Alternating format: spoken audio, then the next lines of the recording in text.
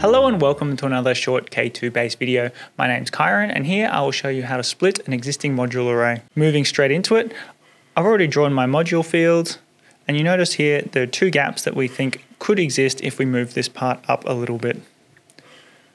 Moving to the thermal gap section, in the design section, we're able to select either vertical separation or horizontal separation. Here I would like the horizontal version. The red lines here represent everywhere a thermal gap could be, and the white line represents where it already is. Clicking on any of them, you'll see them change to yellow, and you're able to select Split the Module Array. I'm going to want to do it on the existing position, and this will split the top half of the section away from the bottom half of the section, and I'll be able to move it independently. Moving slightly higher, I'm moving away from the obstruction and now the modules will be here.